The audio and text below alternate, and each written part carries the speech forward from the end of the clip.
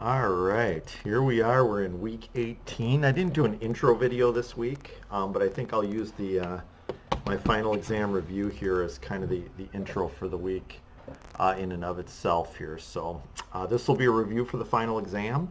We'll talk a little bit more about on these coming slides here. So first off, let me thank you guys. When we left for spring break after week 9, none of us would have predicted what we'd come back to, what the world would look like. And I would tell you COVID-19 maybe threw us a curveball, but each and every one of you guys knocked it out of the park.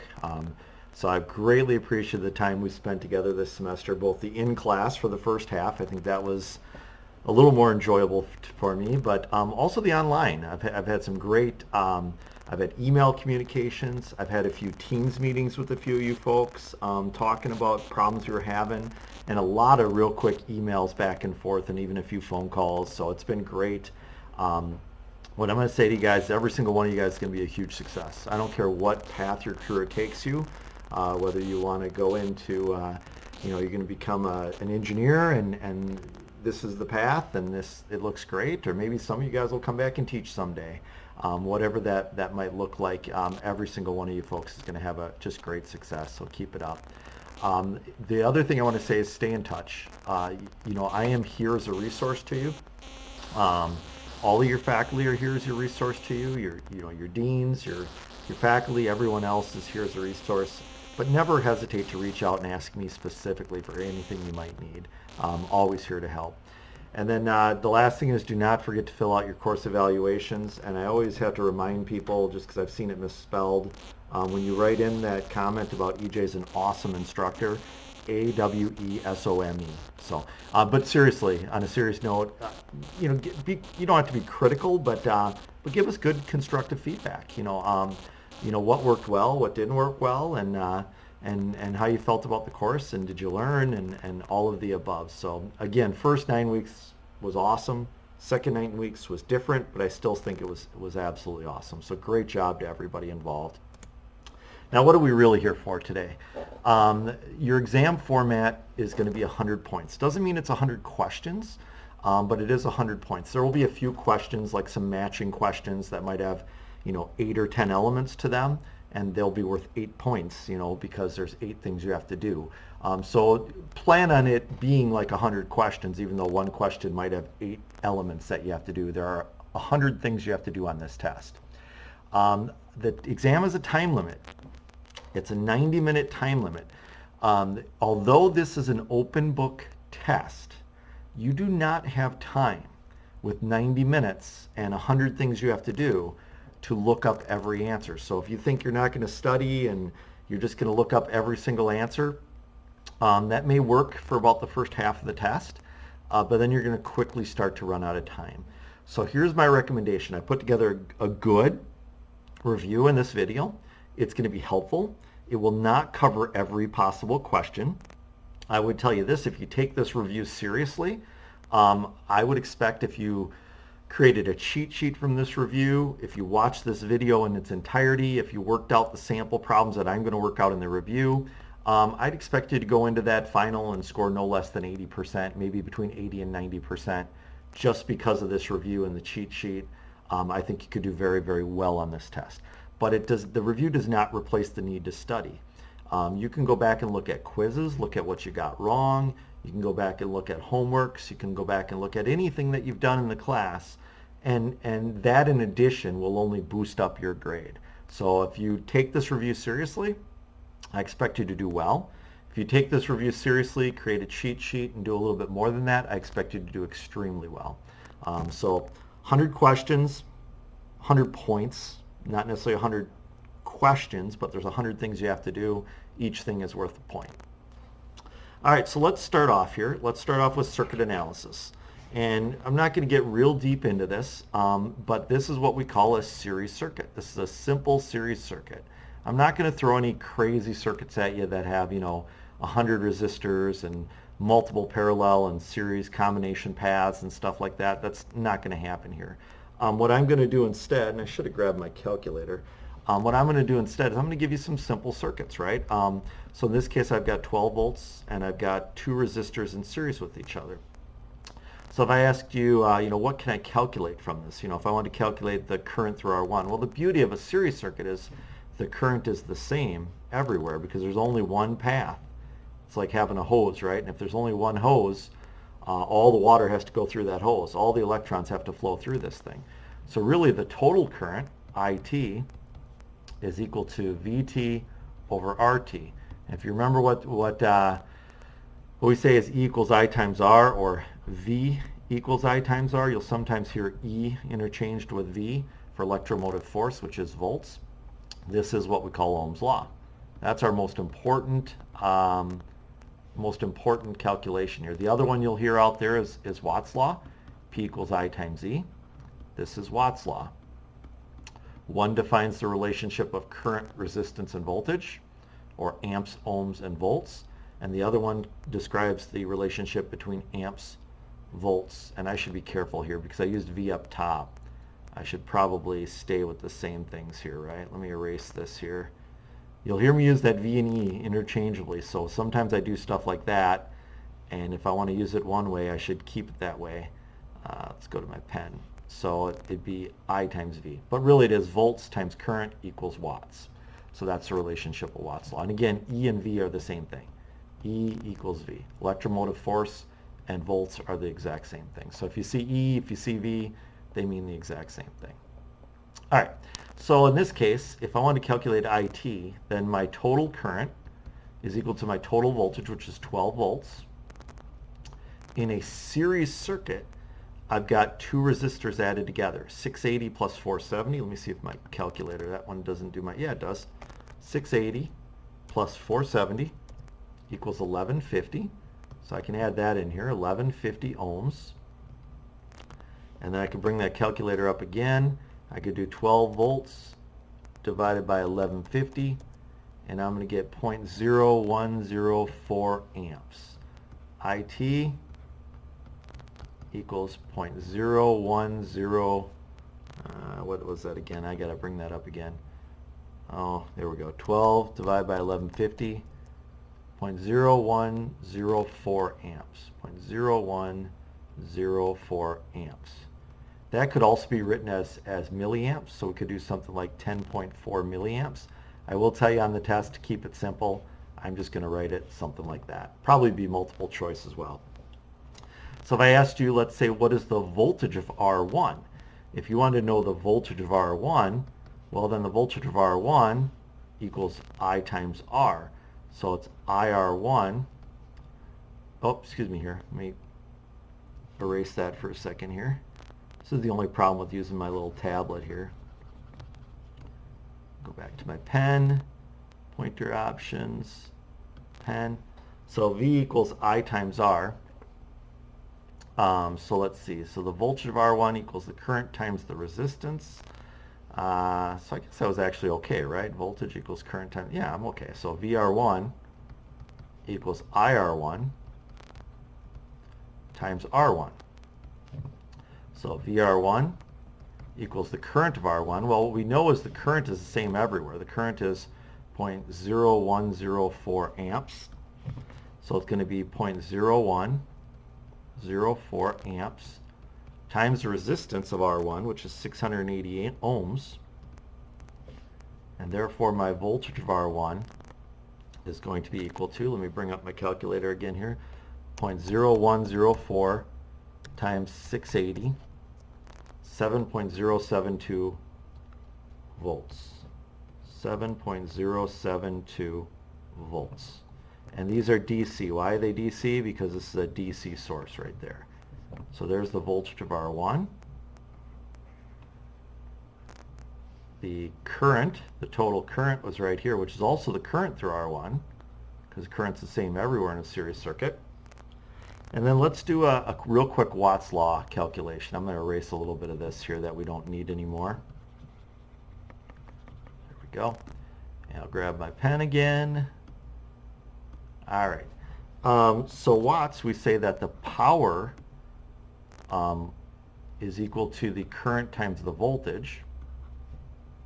So if I want to know the power of R1, the power of R1 equals the current of R1, which is 0.0104 amps, times the voltage of R1, which is 7.072 volts, and then the power of R1 equals 0.0104 amps times 7.072 volts, 0.0735 watts. 0.0735 watts. That would be the power of R1. And you can do these again by the component, so I can look at it from the perspective of R1, or I can also look at it from the perspective of the total power. If I want to know the total power, it's equal to the total current times the total voltage. This could be a little dummy check I might do, right? I know that the total current is 0.0104 amps. I know that total voltage is 12 volts. I know that the total power better be more than 0.0735, right? Because now I have two components that are dissipating heat or consuming power, right? So let's go ahead and 0.0104 times 12, 0.0104 times 12, I get 0.1248. So 0.1248 watts. And I can see that there's some relationship there, right? 0.1248 watts, I could probably calculate the wattage of the other resistor, right? And it'll be very similar, it looks like, compared to the first resistor. So that's the total wattage then. All right, so let's change this up a little bit now. So instead of a series circuit, let's go to what we call a parallel circuit. And one of the things that we noticed on the last one was in a series circuit, the current is constant. Okay, the current is the same everywhere in a purely series circuit. In a purely parallel circuit, the voltage is constant. What that means is the voltage of R1 is 12 volts, the voltage of R2 is 12 volts, and the voltage of R3 is 12 volts. This is Kirchhoff's voltage law, which says that if I have 12 volts available and I've only got one component that's going to consume that 12 volts, then it starts out at 12 and I'm going to use that 12 here and go back. Or I start out at positive 12 and I go down to 0. I start out at positive 12, go down to 0. Start out at positive 12 and go down to 0. So you can see how that actually moves around there versus the current being the constant in the other example. So on this particular one I might say, well, I know what the voltage is, so because the voltage is constant, maybe I want to know, and I should probably write, well, what are my laws? V equals I times R, and P equals I times V. Again, V and E are the same, so don't let that confuse you. That's Ohm's law and Watt's law. And so if I asked you the current of R1, you might say, well, that's easy. I've got 12 volts, right? And I can change this formula around, right? I can say that I equals V over R, right? That's just manipulating that formula. So 12 volts divided by 250 ohms. I can hit my button here and do 12 divided by 250. I get 0.048 amps. IR1 equals 0.048 amps. Got that done. Feels pretty good. And let's say I wanted to calculate the power of R1.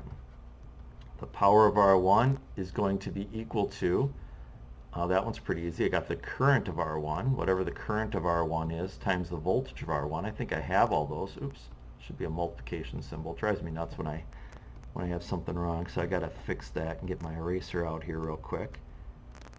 Here's my eraser. Get my pen back.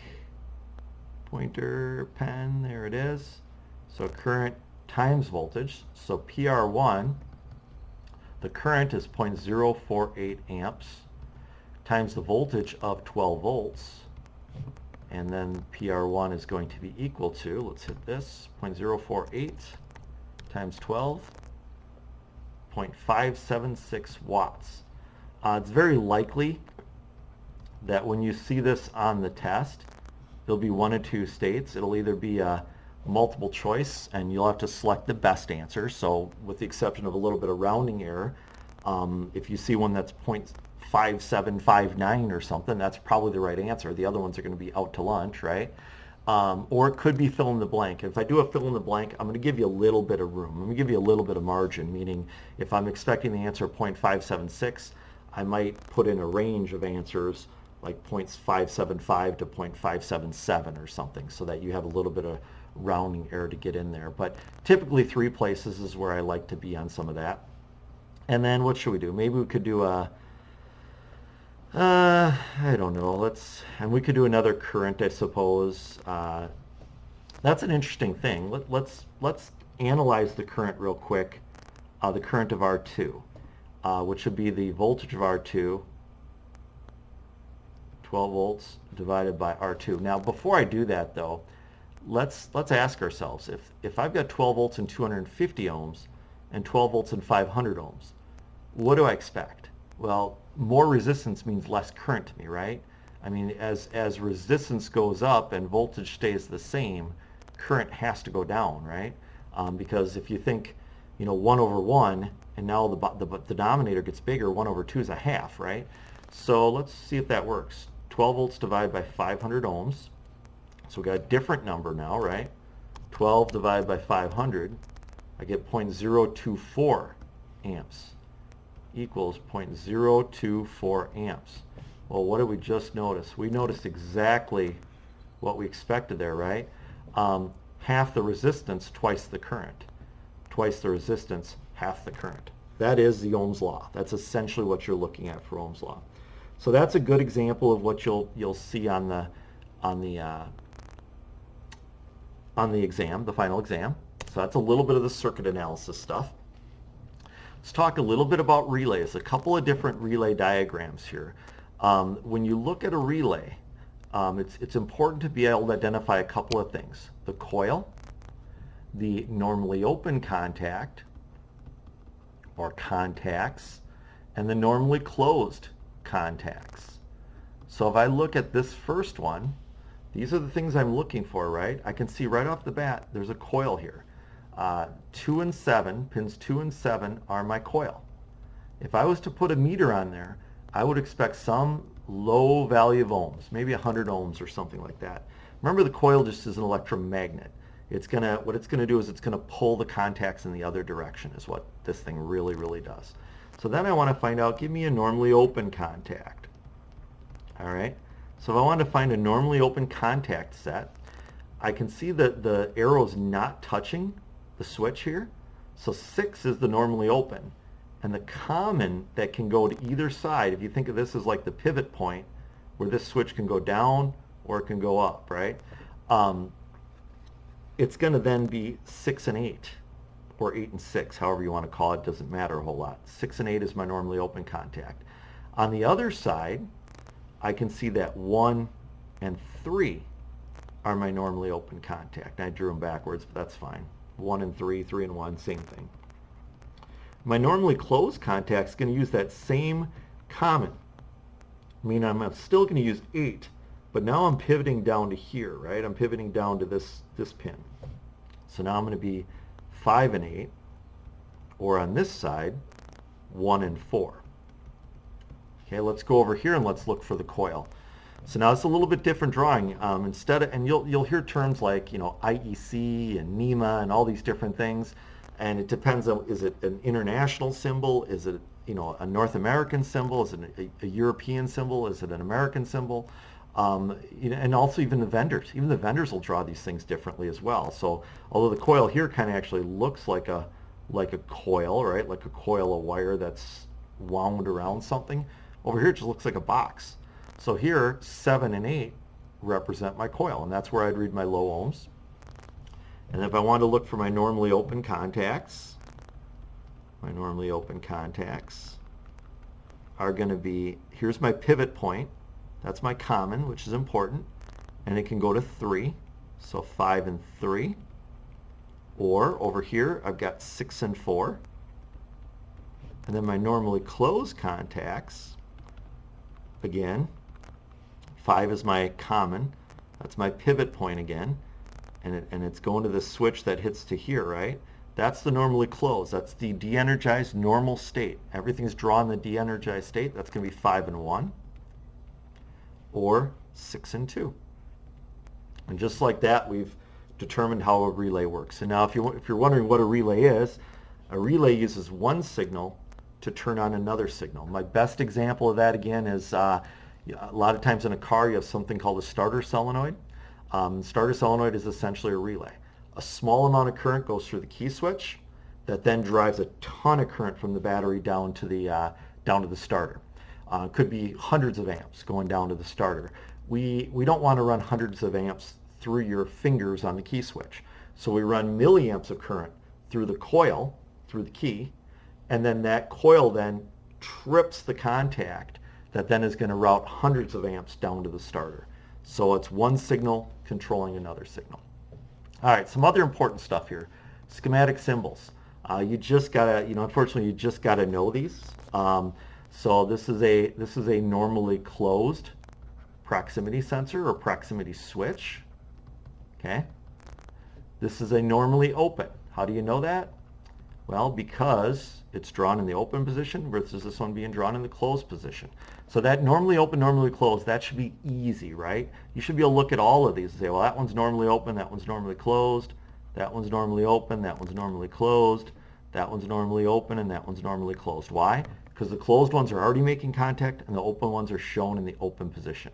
And this is a normally open float. It looks like a float. This is a normally closed float. This is a normally open pressure. Pressure or vacuum, by the way. They consider vacuum pressure. Well, vacuum really is pressure, right? Or the lack of pressure. This is a normally closed pressure. This is a normally open temperature switch. This is a normally closed temperature switch. When you're studying for the exam, I'm going to tell you right now there's going to be 6, 8, I don't remember how many points. There's a minimum of 5 or 6 of these on the test. Go ahead and create this on your cheat sheet right now. Have this set aside for you right now. There's no sense in, you don't necessarily have to memorize these, but if you put them on a cheat sheet, you're going to memorize them anyways. You're going to remember them. You'll glance at the cheat sheet, but you probably won't even need it. This is a normally open limit switch. This is a normally closed limit switch. If you're wondering what a limit switch is, imagine something has to contact something. So maybe a guard or a door on a machine. I have to close that door and it has to physically close that switch before I can run the machine. Normally open, normally closed. All right, now these down here are what we called time delay contacts. So we've all used in the lab, we've played with the timing relays, and they're kind of cool, right? This one is normally open, it's drawn normally open, and then you can see it's showing an arrow pushing up. So it's normally open, time to close. It's drawn in the open position, and the arrow is pushing it in the closed position. This is normally closed because it's drawn in the closed position, and the arrow is going to push it open, so it's time to open. This is normally open, time to open, so it's drawn normally open, and it has an arrow pushing it open. And then this is normally closed, time to close.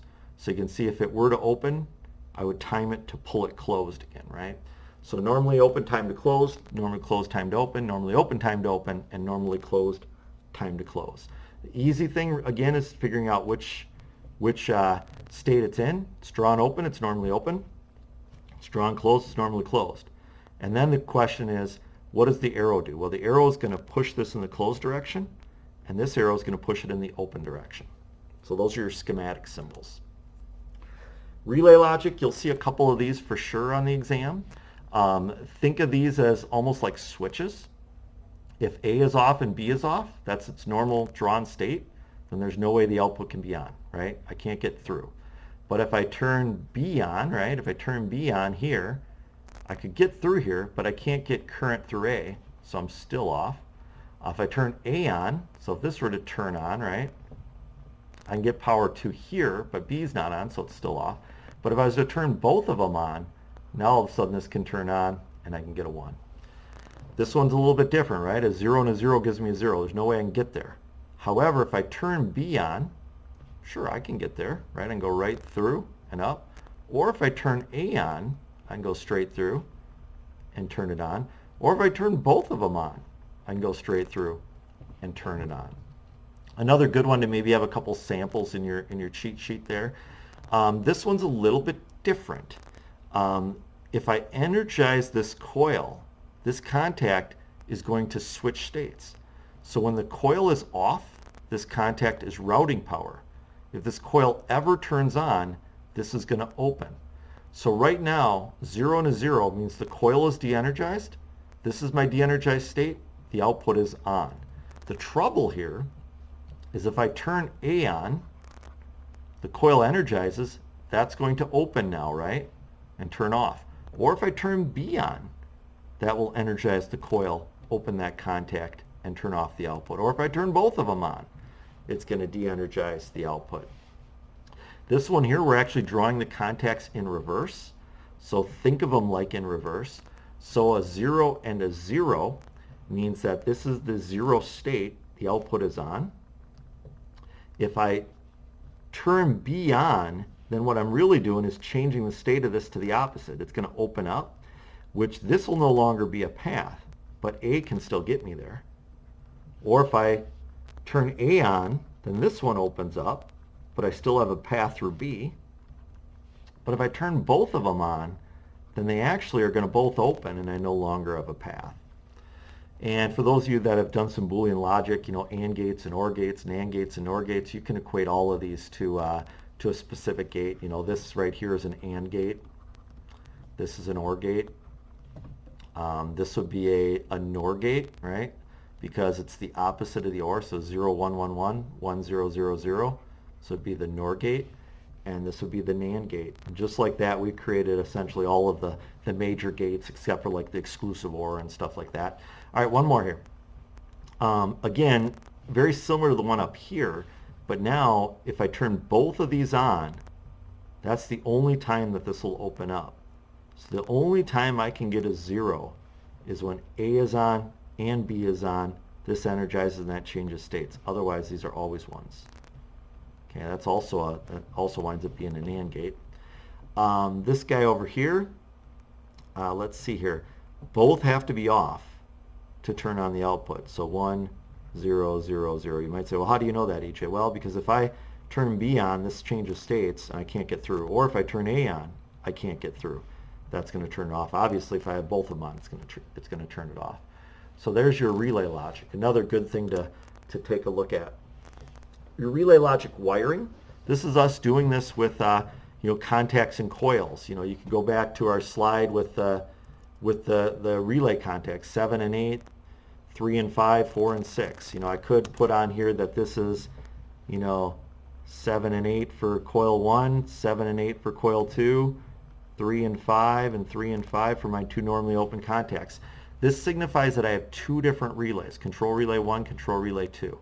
And what I've essentially done is I've created kind of like an AND gate, right? If I turn switch 1 on, this goes, and if I turn switch 2 on, this goes, and only if I have switch 1 and 2 on will the green lamp turn on. Some interesting things to keep in mind as you're looking at this. Any wiring that's 24 volts needs to be a blue wire. This would be a blue wire all through here. Okay, this would be white with a blue stripe. And I think I've told you this many times. What's EJ's favorite color? White with a blue stripe. All right, this would be a blue wire. This would be a blue wire. This would be a blue wire. And then because this is my load, it becomes white with a blue stripe on the other side of that load. That's what's considered to be 0 volts, the other side. And then there's a couple other colors. Black would be 120. White would be neutral. Those are both AC colors. Blue obviously is our plus 24 or plus DC. White with blue stripe, that's going to be our 0 volt. And then green, very important, that is our ground, that is our safety circuit. We don't want to forget about our safety circuit.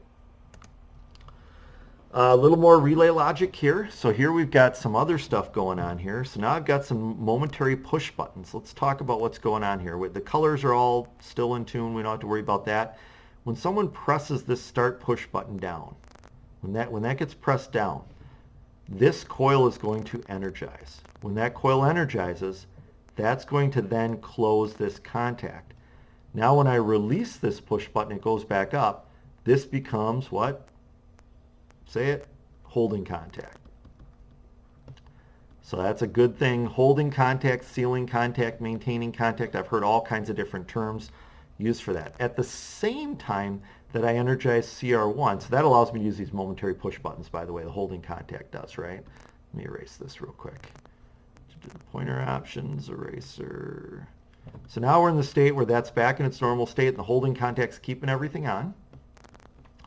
And now let's look here. At the same time I energized CR1, I also energized the time delay coil. The time delay coil is going to do this. So right now CR2, oh here we go, CR2 is down here. The time delay coil's going to say, okay, I'm energized, but I'm normally open, time to close. That's what this is. Normally open, time to close. So there's going to be a thumb wheel or some sort of settings I can do on that time relay. Maybe it waits 5 seconds after the coil energizes. And then once the coil energizes, then this contact's going to close. And now this contact's going to close and control relay number 2 is going to energize. So for that first 5 seconds, from 0 to 5 seconds, the red lamp's on. And then beyond 5 seconds, now the green lamp is on. Why? Because now CR2 is energized, and that's going to turn this contact on and turn that contact off. So lots of stuff going on. I'm a big stickler for I/O listing sheets. You guys have seen me about I/O listing sheets. I like for all the stuff up here to be filled in. I like for this to be filled in. I like for all my comments to be there. I'm a stickler. An I/O listing sheet is the wiring diagram, and if this gets screwed up, then the person that's writing the PLC code and the person wiring up the PLC, which are usually 2 different people, one of them is usually more of an engineering type, one of them is usually more of a technician type. They have to be on the same page or this doesn't work. All right. PLC Scan Cycle, I think we've talked about this a number of times. I think a lot of you guys use that term redo, which stands for read inputs. So you just got to know this. This is just another one of those ones to put on your sheet. Execute program. Diagnostics and communications.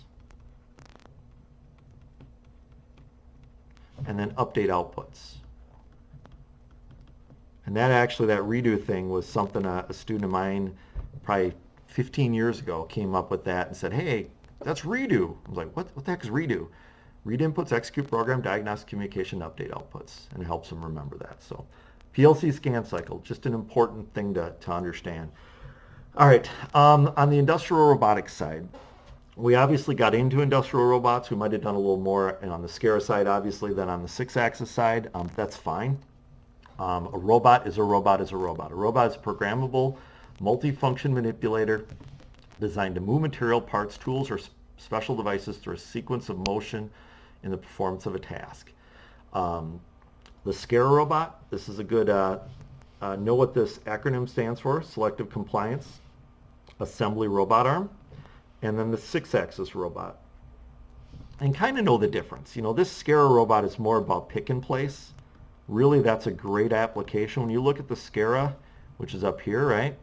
The SCARA, all it can really do is just move this thing up and down, right? It can go up and down, and then these things can all swing around and hit different places. If I need to, you know, get into a place, you know, to put a weld underneath a table, like from this angle, the SCARA's just not going to do that for you. That's where we're going to need the 6-axis robot. So the SCARA is extremely fast. It's extremely accurate. But where the SCARA falls down is where the 6-axis picks up, right? The 6-axis has usually larger payloads. It also will tend to have a greater reach. Or at a minimum, if it's not greater reach, it can get into tighter spots. So it can get to locations like, you know, if this is, again, we're going to weld in a table here, I can get up into here, where the SCARA really can just go down to a, you know, a flat Z plane. It can't turn this tool up and up into a corner or something like that. Not going to happen. So that's the general difference. SCARA, 6-axis, very, very basic, right? All right, so on the SCARA robot side, I think there's a question in here about this model number, and I apologize, but it's in there. T3401S. The 3 The T3 stands for a 3 kilogram payload. A T6 would be a 6 kilogram payload. The 40, this one's the one that's going to screw you up, folks, is a 400 millimeter arm length. So this is your arm right here. The 1, so 401, the 1 is the joint 3 stroke. So you can actually see your joint 3 right here. That's the stroke, right? So 1 is 150 millimeters, and the 2 would be 200 millimeters. And then the S is a standard work environment. The T3401S only has a standard, but you may have some that are designated for food, or some that are designated for explosive atmospheres or things like that. And then you have 4 axes of movement on the SCARA. So you can see where J1 is really going to rotate this joint right down here, right? J2 is going to rotate this joint that would be right down in here. You can see the rotating action on these here and here. So just draw that little center line down into that joint. The J3 is what's actually going to bring this arm, the stroke of this arm, up and down, right? And then J4 is going to allow me to rotate this thing on its own axis. So I can go up and down with J3, and then I can rotate that piston as well using J4. SPEL Plus programming language, everybody's done a great job of working with the SPEL Plus. I'm just amazed with the work that you folks have been doing. The SPEL Plus programming language, it's based upon the basic computer language. It's not the basic computer language, it's basic-like. Runs the robot controller both for Epson's SCARA robots and for their 6-axis robots. So when you look at stuff like this, you can see we call functions. We turn motors on, we set the speed, the acceleration. We have points that we go to. We have, we can do for next loops, if-thens. We can do all kinds of different things with these. Then we always get to end these functions with an f-end.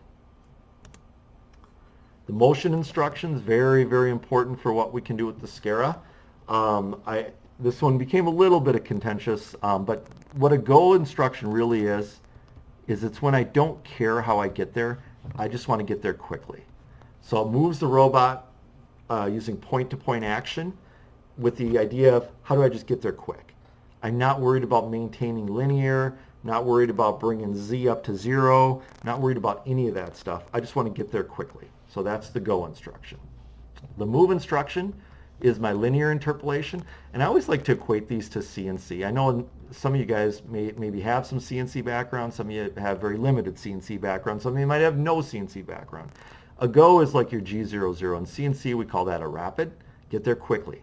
A move is like your G01, which is a linear interpolation, and then the arc is going to be like G02 or G03. And in CNC, we have a clockwise circle and we have a counterclockwise circular interpolation. And for the purpose of the robot, we actually manipulate clockwise or counterclockwise by defining the points precisely. Versus on CNC, if I define 2 points, then I have to tell it, do I want to go clockwise or do I want to go counterclockwise to get there? For the arc instruction, we just define a 3rd point, and that will determine that I'm going to go clockwise. So move is my linear interpolation. Jump is going to be similar to my other instructions, except for that I'm always going to bring my Z back to 0. So this Z is always going to come up to 0 between points. And then the pass instruction is when I have 2 points, let's say, or 3 points, we'll say, and I want to get from here to here, but I don't need to necessarily hit this point precisely, but I'm going to use that point to kind of define me. I will go towards that point, execute simultaneous 4-joint point-to-point motion, passing near but not through the specified points. So in this particular case, I'm going to pass that point. I'm going to get close to it, but it's really going to help me to get in the general direction I want to go to, but I don't have to hit the point. The cylinder demo, we did this. You can remember, if we didn't have the arc instruction, the best we could do was we'd maybe be able to use move instructions, and maybe we'd be able to do, real short segments. And the more of these segments that we do would get us closer and closer to that arc. But if I use the arc instruction and I use 3 points where I go to this point and then the arc instruction defines points 2 and 3. Now I'm actually going to follow a precise circle that interpolates around that arc. I can't draw a circle, but you get the idea. So segmented arc, it's like trying to draw a circle on an Etch-a-Sketch because I can only control X and Y and I can only draw straight lines real well. But a smooth arc with the arc instruction actually allows me to manipulate a nice circular movement. Servo motors and encoders. How does a robot know where it's at? Very, very simple. Each servo motor has on its shaft what we call an encoder. And on that encoder there's an LED right here. That LED is going to shine a light, and that light's going to pass through a hole inside that encoder wheel, or in some cases it will reflect it off of dark and light areas, and dark areas will absorb the light and light areas will reflect the light. Regardless, it's the same idea. And then there's going to be a photo cell that actually picks this up down here. So the LED then, I can count the number of pulses as the robot's moving, and I can determine how far that robot's moved. I can determine speed from it, I can determine distance from it, I can determine all kinds of things. Used primarily, you'll see them in robots, 3D printers, CNC machines, all over the place. If you see a servo motor, usually it's pretty obvious that you have a servo motor, because what you have is you'll have this servo with a shaft. Here's your shaft, here's your motor, and then a lot of times you'll see this plastic cover on the outside here, and this is where your encoder is. And what normally happens is this shaft actually extends all the way through, and then in here is where you'd find that encoder wheel and the LED and the receiver there. And that's where that actually happens. A lot of times this particular part may be replaceable, because encoders have been known to fail very, very often, or if they get banged around, they're very delicate. So you can replace those, but that's why you'll see a plastic cover. Take the plastic cover off and you can see that encoder. Don't take the plastic cover off if it's working correctly, because again, they are very delicate and you don't want to mess with something unless you need to. So an encoder example, this is just a great example of what we might use an encoder for. Here's our light source, here's our photo detector. Here's, I'll call position 1, 2, 3, 4, 5, 6, 7, 8, 9, 10, 11, 12, 13, 14, 15, 16. So I get 16 pulses per revolution. Suppose the attached encoder was attached to a motor shaft. At what RPM is the shaft rotating if the encoder count is 600 pulses in 5 seconds? So I've got 600 pulses in 5 seconds. So what I really want to know is how many pulses do I have in 60 seconds? Because that's a minute, right? So I could take 600 and multiply that by 12 probably, times 12. That would get me to 60 seconds. So that's 7,200 pulses, because 12 times 5 is 60, in 60 seconds. That's not my RPM though, right? That's pulses. This really winds up being pulses in 1 minute, right? Now I want to know how many revolutions in 1 minute. Well, I need to take that 7,200 pulses. I need to divide that by the 16 pulses per revolution, right? 7,200 in a minute. This is pulses in a minute. That's pulses per revolution. If I take 7,200 divided by 16, I get 450 RPM. And if you did this right, you could actually, you know, if you're a physics instructor, you'd get all bent out of shape because I don't do a very good job. So the P cancels, the P cancels. Now I've got an R, a P, and an M. 450 RPMs left. Looks good. Suppose the same encoder was tied to J4 on a SCARA robot. If 150 pulses equals 1 inch of Z travel, then how far has the Z-axis moved for 600? I don't even know that we have to do much here, right? 150 pulses equals 1 inch of travel. Is that where we're at? And now we have, how far has the Z-axis traveled for 600 pulses? Well, that's, yeah, I don't need to do much other than just know that's 4 times the distance, right? So 4 inches seems like a trivial response, but I wouldn't be able to do that if I didn't have an encoder. I need to figure that out. All right.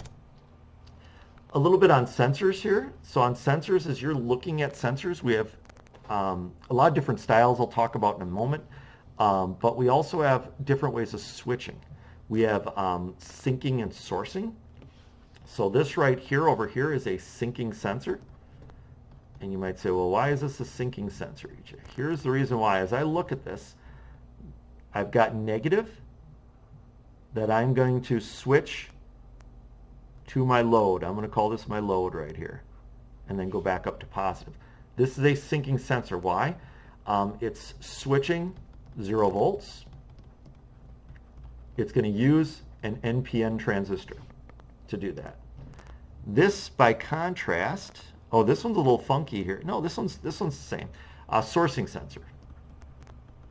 This is a sourcing sensor. It just takes a second to look at here.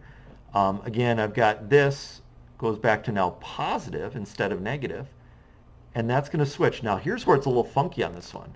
It's kind of like a relay. I have a normally closed contact and I have a normally open contact. So I can hit 2 different loads. But regardless of which load I'm hitting, when the sensor is not active, I'm putting 24 volts on this guy, and when the sensor is active, I'm putting 24 volts on this side. So either way, I'm switching 24 volts. This is going to use a PNP transistor. That's supposed to be an I right there. All right. All right, your different styles of sensors. The diffuse reflective. What this is this is a photoelectric sensor, okay? And what it's going to do is, I always like to use the milk carton example. I don't know if I can draw a milk carton.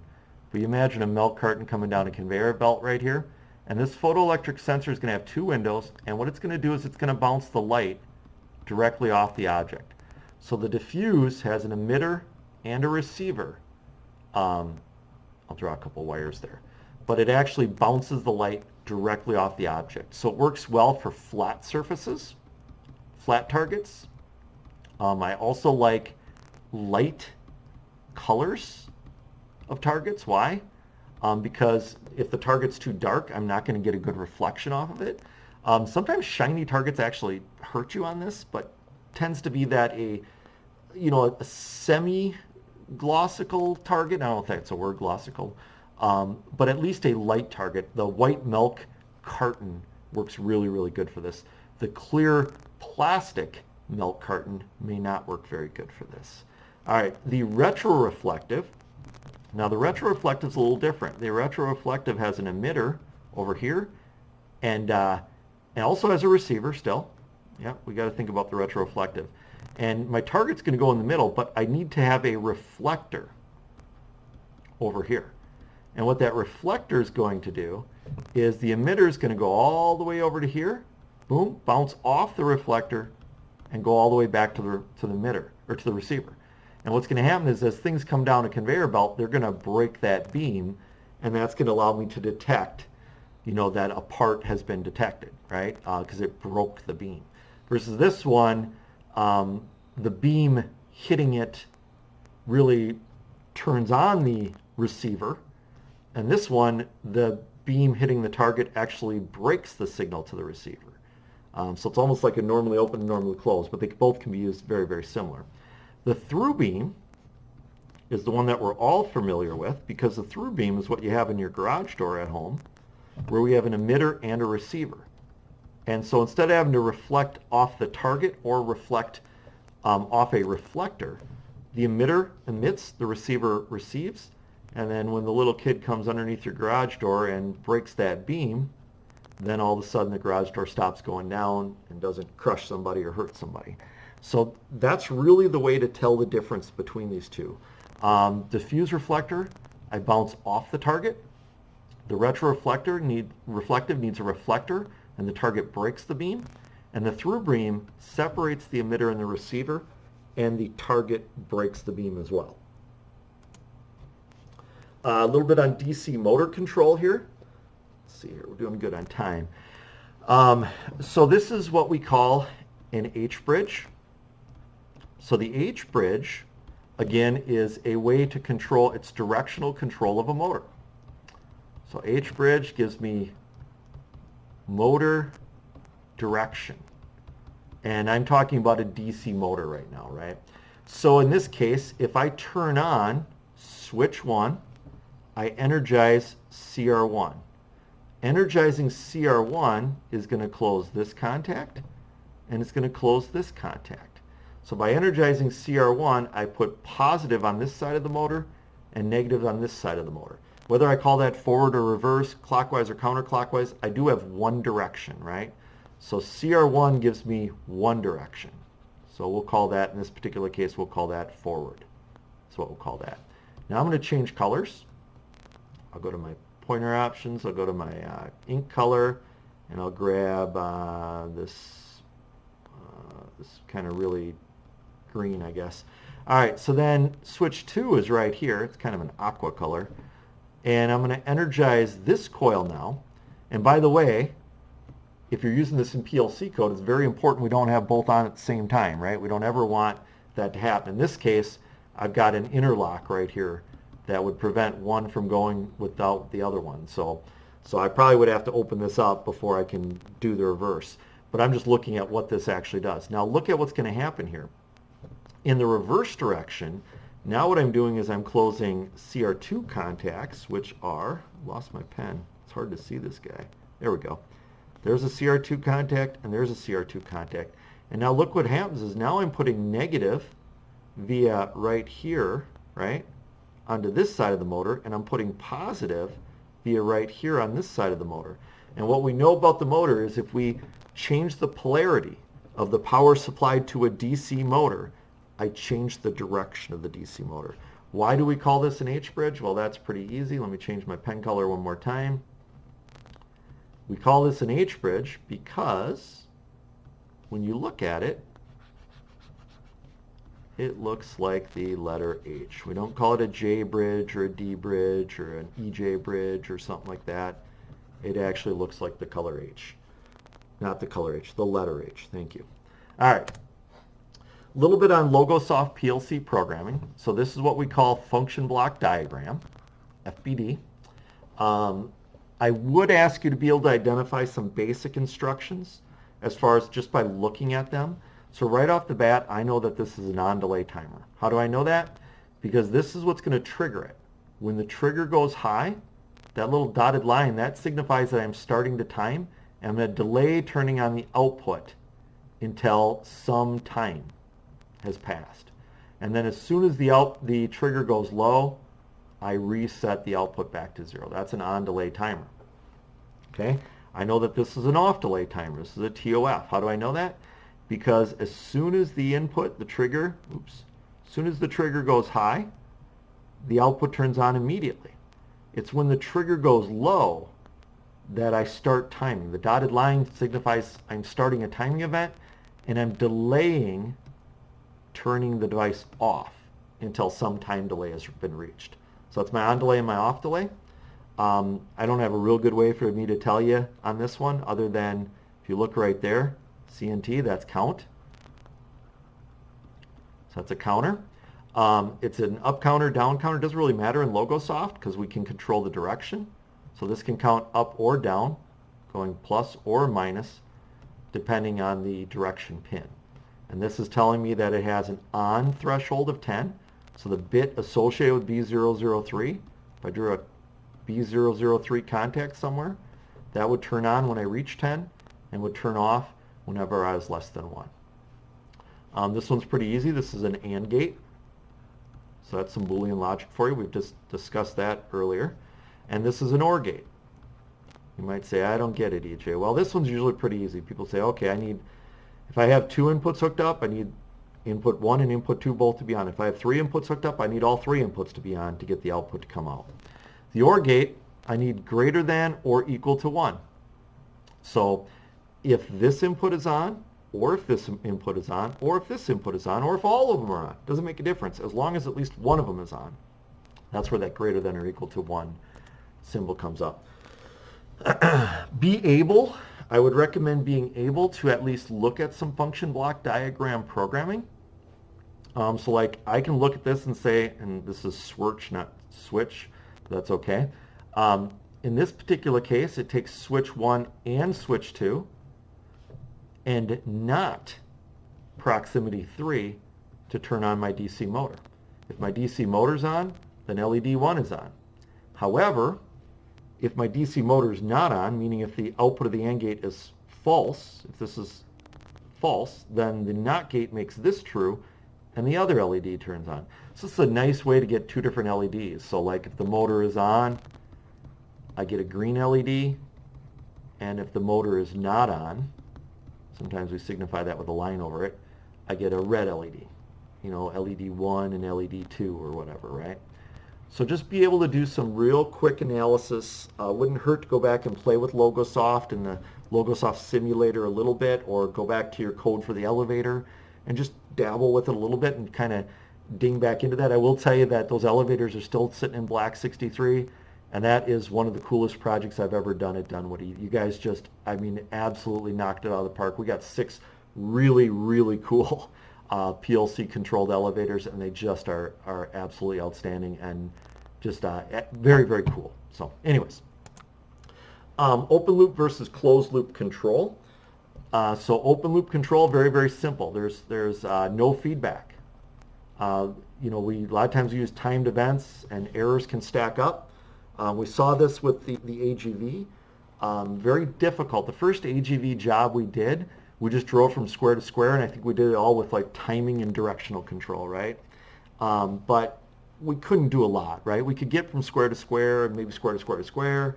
But if we'd have ran it longer and longer and longer, we might have discovered that over time it's going to start to miss the mark, right?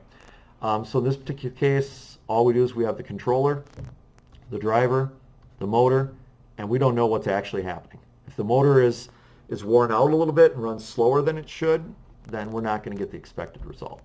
Much better to go to a closed loop control, which means we have feedback. So now the motor's telling us what's actually happening. Or in our case, the magnetic strip tells us where the magnetic sensor is, tells us where the vehicle is, and that's going to allow for continuous control of our system. So if we're running a little too slow, or if we're a little bit off, we can account for those errors, and then we can make proportional corrections based upon those errors. So really, really cool stuff.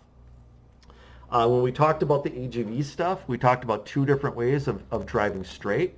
One is to have a separate motor control, meaning that if I want to drive straight, I'm going to command motor 1 to 450, command motor 2 to 450, and because the motors are running at the same speed, I will drive straight. You may in some cases have to command motor 2 to negative 450 if you're spinning it the opposite direction, but you get the idea. We actually go the other route, which I like much better, which is we say, okay, we're going to command straight by setting a speed, a throttle, and then setting a steering command.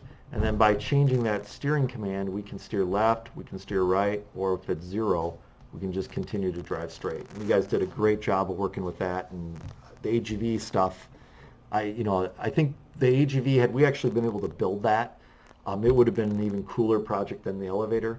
Unfortunately, we had to do that all with simulation, but extremely cool nonetheless. If-then statements. So an if-then statement is a conditional statement. If the expression is true, then we're going to do the things within that if. So a couple of things that we did here. So like I've got if digital input 1 is true, then I'm going to set my throttle to 500 and my steering to 0. Else, if digital input 2 is true, then maybe I'm going to set my throttle to 250 and my steering to negative 100. So I'm going to slow down a little bit and steer a little bit. Else, if both inputs are false, then I'm just going to stop. So I set my digital input, or I set my throttle to 0 and my steering to 0. And in this case, I also turn on a digital output. Maybe I light up a light. So this is that if-then or else-if statement where I ask the question, is this true? It is? Okay, do this stuff. This isn't true? Then ask the next question. Is this true? It is? Okay, do this stuff. If it's not true, then I go into a third question. Is this true? Oh yeah, this is the one that's true. Okay, do this stuff. And then come back later on, I'm going to execute this again and loop back and check it all again. And I'm going to do that some regular interval, some looping iteration, some timing event. A little bit more about the closed loop versus the simple on-off control. So here we go. Oh, so this is closed loop on simple on-off control is what this is. So if you remember what this was, this actually creates what we call a time when we don't do anything. Anybody remember what that is? It's called it starts with a D, a dead band. For some reason my D didn't show up. A dead band. So what's happening is, if this is a furnace, I get down to a certain temperature, right? The furnace just blasts away. It turns on completely, right? And then then the heat in the house is going to start rising until it gets to a certain point, and then the furnace is going to turn off. So it turned on, then it turned off. Now the temperature is just going to start to fall, fall, fall. I'm in the dead band. I'm not going to do anything until I reach this point again, at which point I'm going to turn the furnace on. Then I'm going to start heating up, heating up, heating up. And then once I get to a certain point on this side, that's where I'm going to turn the furnace off again. So I'm blasting heat out, and this is just that simple on-off control, which works great. But it's not going to work as great as a proportional control, right? So proportional control, and we've heard of things like P, PI, PID, and we primarily just worked with proportional control on the EGVs. But it's superior because what it does is instead of just turning on and off, it says, okay, how much air do I have? I've got this much air, and I'm going to multiply by some gain factor to try to correct for that air. And I might get a little bit of overshoot and undershoot, but eventually we might zero in on that. And so we saw this with the AGV, right? Sometimes you'd be running on a mag strip, and if you sped up too much, I saw some of your AGVs would do this a little bit, but eventually they'd zero in. And that's exactly what a proportional control can do. You can't do that with simple on-off control. You're never going to be able to be as precise and eliminate that dead band. That's really what we're doing with proportional control. Magnetic tape, detect, position, and markers. So this detect, let me go back. This detect really was, for us, was more of a safety. If I don't see the tape, what am I going to do? I'm just going to stop the robot. The first couple labs we did with tape, we did a tape detection where we just got a single value. So this gives me a negative 50 to a positive 50 value. And then later on, we wanted to be able to detect left or right. Why? Because when we come up to a fork, it's possible for me to be detecting two of them. And if I want to turn left when this happens and right when that happens, then it's very important for me to be able to detect that. So I always say negative 50 to 0 on this one, and 0 to positive 50 on this one is what we're doing. So that's going to be me looking at the tape in two halves. Imagine that sensor looking like this, and this is MGT1, and this is MGT2. All right. And then left marker, right marker, that's when I want to look at these marker strips. And the value, so this is an important test question. You know, these are going to be integers that I get off of MGT. But the value that I'm going to get off of these is just going to be a Boolean, a true or false. I either detect it or I don't detect it. All right. Just a previous, so consider the diagram at right. How can we navigate onto the left or right fork? So we would just not look at this half of the sensor if we wanted to navigate to the left, right? And we wouldn't look at this half of the sensor if we want to navigate to the right. And you guys have done that, so it's fine. So here's a great example that we did in a previous presentation that I think gives you guys a little bit of meat and potatoes here. So we'll call this time 1 right here. At time 1, my tape position is 0. Why? Because I'm right in the middle. My marker left and marker right are both false. I don't see a marker left or marker right. I go on to position 2. I'm still right in the middle, right? So my tape position is still going to be 0, and I still don't see a marker left or marker right. I go up to time 3 right here.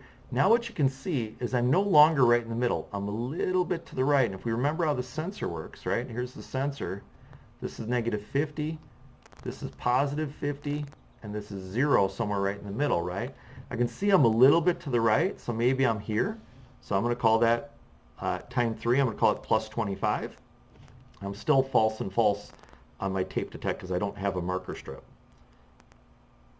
Or not my tape detect, my marker left and marker right values. I go to time 4. Time 4, I'm right up here. Again, I think I'm at a plus 25, which looks pretty good there. And I'm going to be false and false again. Okay, again, I'm on the right side there, right there. And then I'm going to go one further, and now I'm going to go to time 5. Now I'm in the middle again. So now at time 5, this goes back to a 0. But now I've got a marker. You can see the green dot over here So now marker right is true. So with that, let me go back here for a second. With that, I just want to thank you guys for a great semester, and wish you the best of luck on the exam. If you have any questions prior to starting the exam, please reach out to me. Even if you have any questions after the exam, please reach out to me with any of those questions. It's been a great semester. I wish you guys the best of the luck going forward, and thank you for all your hard work this semester. Thanks.